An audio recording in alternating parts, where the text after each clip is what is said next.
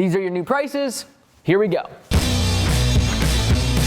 Hey everyone, my name is Mike Andes. I'm the founder of Augusta Lawn Care. We have over 85 locations around North America. And today I'm talking about this massive inflation and fuel prices going through the roof. And I'm not getting on the bandwagon of this is a horrible thing, we need to charge extra fees.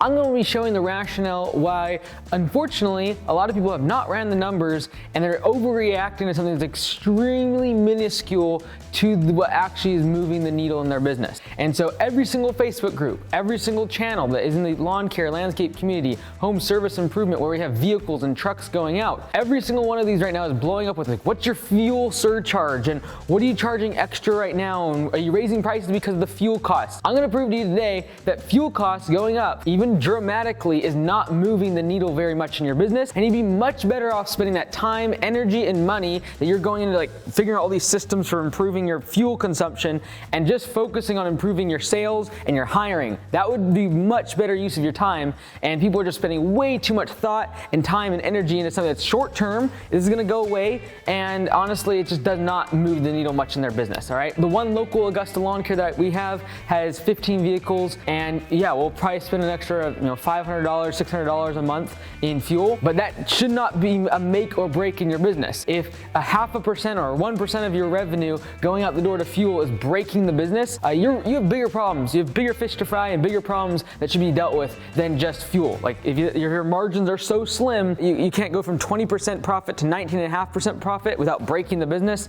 We got bigger problems that we got to deal with. So I'm gonna actually break down the numbers, because unfortunately I know most people have not done this, and I know this because they keep freaking out about fuel, and I need to have fuel surcharge, and they're sending long emails about fuel surcharges to their customers, and it doesn't even matter. So let's do the math. Let's assume per vehicle, we're gonna have 20 miles per day on this vehicle. Now I'm just going to assume one person's in this truck. If you wanted to do 2 people in this truck, the impact that fuel has is even less, but let's just follow me for a second here. All right, we're gonna do 20 miles per day on this vehicle. Now, what this assumes is that you have a relatively tight route. And I'm assuming you either go 10 miles to a landscape job and then 10 miles back. That would mean 20 miles. Or it could also potentially mean that if you have a mowing route and you do like 5 or 6 miles away from your shop, you do a mowing route, you're driving a few miles around and you come back. I feel like this is actually really liberal. 20 miles in a day on a truck, if you're doing more than that per truck, your route is not dense enough. You need to really start honing in your marketing on several neighborhoods, a smaller radius.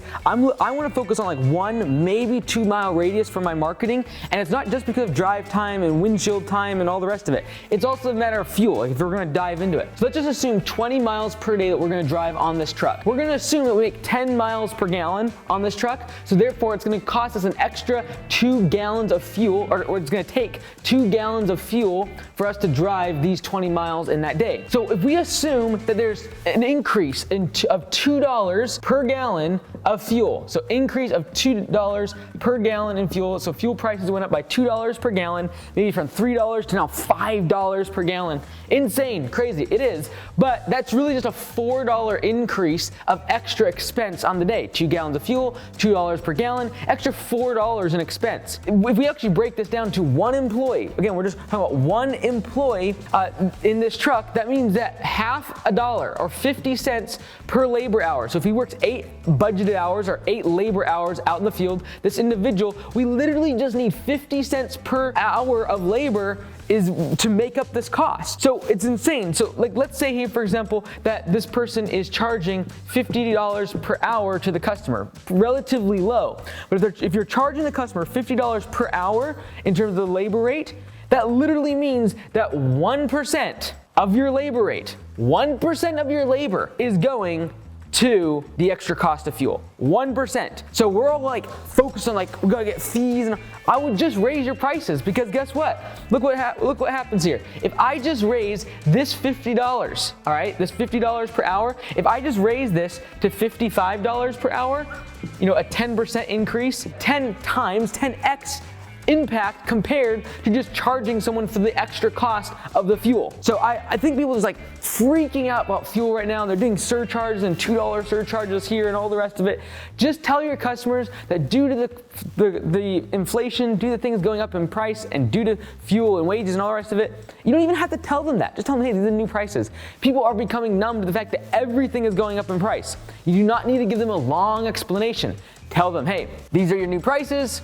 Here we go. And if you're doing landscape and one-time projects, just raise your labor rate and roll. Doing that takes a lot faster than figuring out what surcharge is gonna be $2, is it $4? Am I gonna charge a temporary increase in price because of fuel? Like, it doesn't matter. And at the end of the day, even if you didn't move your prices, if 1% of your labor rate going out the door to extra cost of fuel is gonna sink your business, we got bigger problems. And if you put 2 people in this truck, it goes down half. So I think people are misconstrued, and if you really need help raising your prices, landscapebusinesscourse.com has a bunch of templates in there that will help you.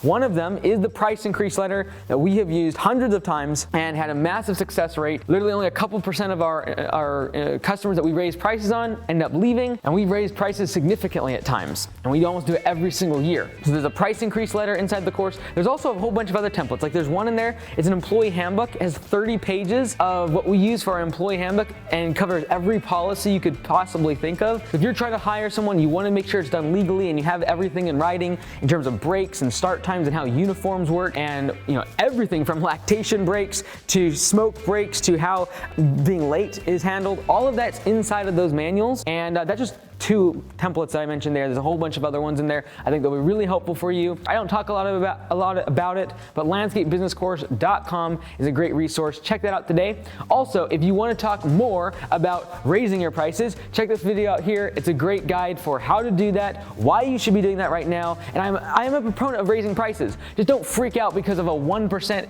tiny increase of fuel. It's not a big impact to your business. I do believe you should be raising your prices because there's another 10 other things like fuel that are going up in price, like labor, cost of the trucks, etc. But just freaking out about fuel right now and adding fuel surcharges and spending time and energy on that is an absolute waste of time. We'll see you tomorrow.